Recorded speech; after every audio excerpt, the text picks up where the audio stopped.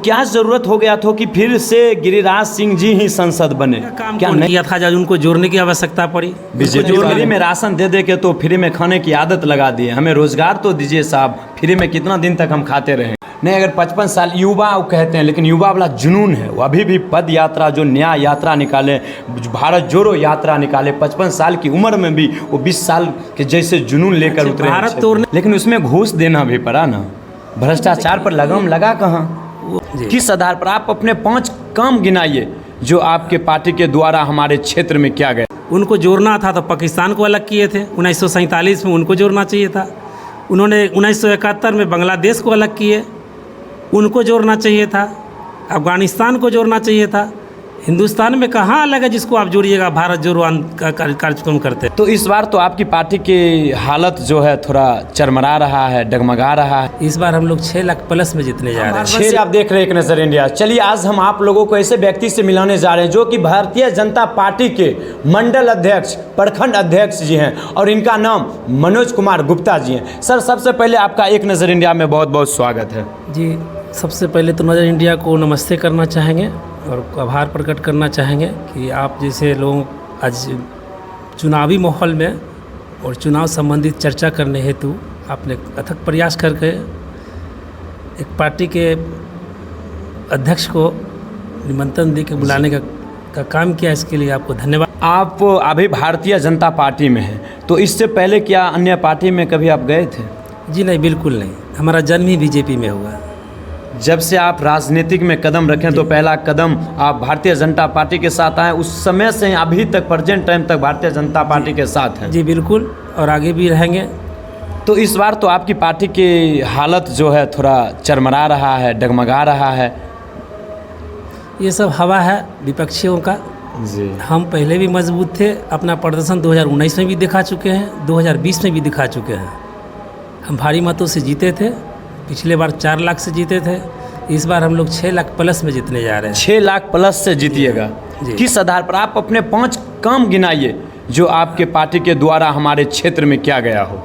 आप बेगूसराय का हम लोग बाशिंदा हैं, हमारा ज़िला बेगूसराय है, और माननीय मंत्री होने के नाते उन्होंने बेगूसराय को भोला बाबू के बाद, श्री बाबू के बाद सबसे बड़ा विकास पुरुष के तौर पे गिरिराज दा को देखी जा सकती है, जिन्होंने आपको बनाई। पूरे रिफाइनरी है, आपका खाद कारखाना है, वहाँ का फ्लाईओवर है, आपका ये सिमरिया 6 लाइन है जिस पे काम सब चालू है। आपका तो खाद कारखाना चालू भी हो गया है जी। रिफाइनरी का ये क्षमता भी बढ़ाई गई है।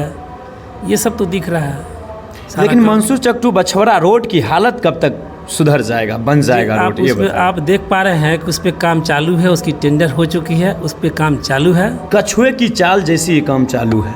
जी, कुछ वैज्ञानिक कारण है, कुछ इंजीनियरिंग का कुछ उनमें है कि उनका कहना है कि काम थोड़ा सा ठोस होगा, इसलिए थोड़ा सा विलम्ब हो रहा है, लेकिन काम चालू है। जी सर, काम चालू है, लेकिन निरीक्षण करने के लिए तो कोई अधिकारी पदाधिकारी या चाहे कोई नेता तक नहीं आते। माननीय विधायक जी भी गए हैं, माननीय सांसद जी भी गए हैं निरीक्षण करने के लिए। आप एक सड़क है जो आप कस्टोली मध्य विद्यालय से जो निकली है, जो जाती है सीधे मकदमपुर मंदा की ओर, आप देखिएगा उस सड़क का भी निरीक्षण किए हैं माननीय मंत्री जी के द्वारा। चलिए सर, आपने काम गिनाया, लेकिन जब वोट मांगने जाते हैं तो लोग प्रथम बात करते हैं शिक्षा और स्वास्थ्य। कि आप सबसे पहले किस चीज़ों को प्रथम प्राथमिकता आप देते हैं? देखिए, शिक्षा है तो स्वास्थ्य के प्रति जनता भी जागरूक रहती है जी। शिक्षा और स्वास्थ्य दोनों एक दूसरे का तालमेल में चलने वाली है। लेकिन आप बताइए, शिक्षा के क्षेत्र में क्या संसद महोदय किए हैं बेगूसराय जिले में? मुख्य होता है शिक्षा। शिक्षा है तो हम किसी व्यक्ति से, भ्रष्ट लोगों के प्रति हम लड़ सकते हैं। शिक्षा के प्रति तो माननीय मंत्री प्रधानमंत्री के द्वारा जो है, जो शिक्षा नीति में बहुत सारा परिवर्तन किया गया है। जो इतिहास हमको पढ़ाई जा रही थी, जो गलत इतिहास था, अकबर महान, नई शिक्षा नीति में उस नई शिक्षा नीति लागू किए। ये सब है शिक्षा को सुधार करने के लिए। हमारे बच्चे तो गलत इतिहास पढ़ रहे थे, आज सच्चा सही इतिहास पढ़ रहे हैं कि महाराणा प्रताप कौन थे। जी। ये तो अपने किताब से विवेकानंद को भी लोग गायब कर दी। क्या डिग्री कॉलेज को मांग लगभग कई वर्षों से हो रहा है बेगूसराय में, विश्वविद्यालय की मांग, कि आज तक पूर्ण नहीं हो रहा? इस पर कोई चर्चा विमर्श भी नहीं हो रहा? जी, इस पे चर्चा राज्यसभा सांसद भी कर चुके हैं और माननीय लोकसभा सांसद भी लोकसभा में कर चुके हैं।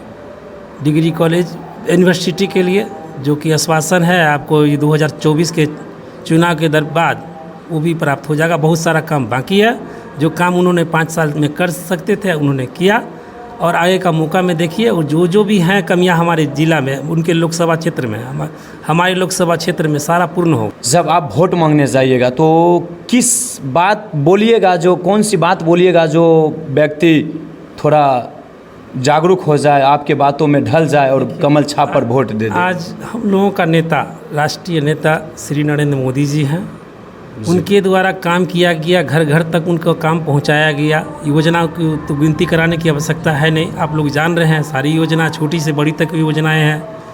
उज्ज्वला योजना रख लीजिए, जनधन योजना रख लीजिए, वो आपका आयुष्मान कार्ड रख लीजिए, राशन रख लीजिए, ये गरीब तक पहुंचाने का काम किया।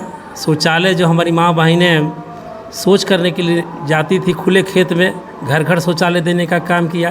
प्रधानमंत्री आवास देने का काम किया।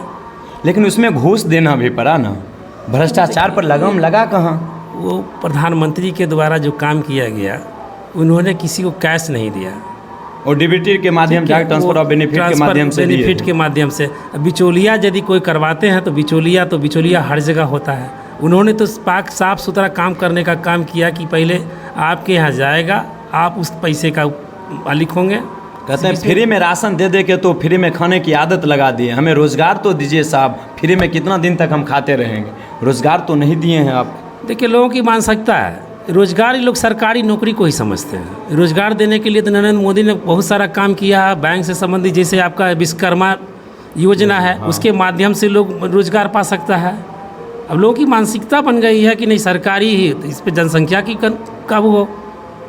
सरकारी नौकरी ही रोज़गार है, जो सरकारी नौकरी नहीं कर रहे हैं वो बेरोज़गार है।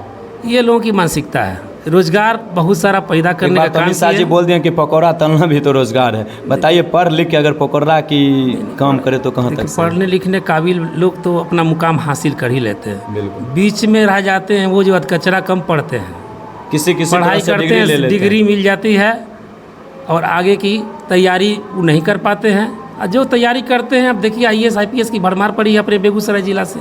तो क्या ज़रूरत हो गया था कि फिर से गिरिराज सिंह जी ही संसद बने?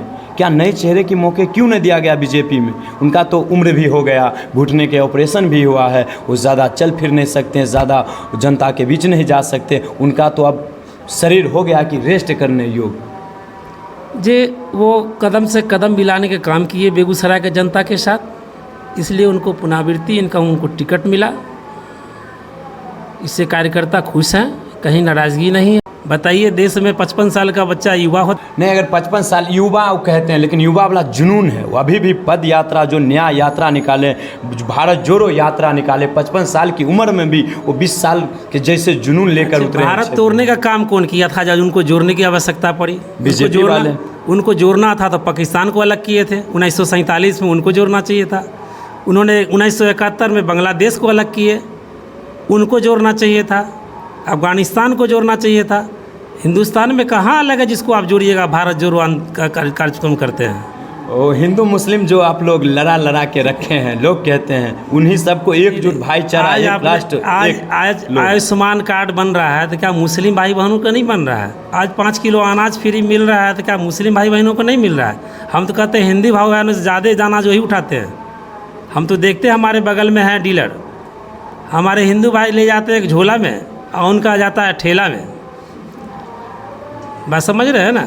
इसलिए सबका साथ सबका विकास करने वाला हमारे माननीय नेता श्री नरेंद्र मोदी के द्वारा जो काम किया गया, वही मेरा वोट का कारण है। और पुनरावृत्ति इस बार जीते।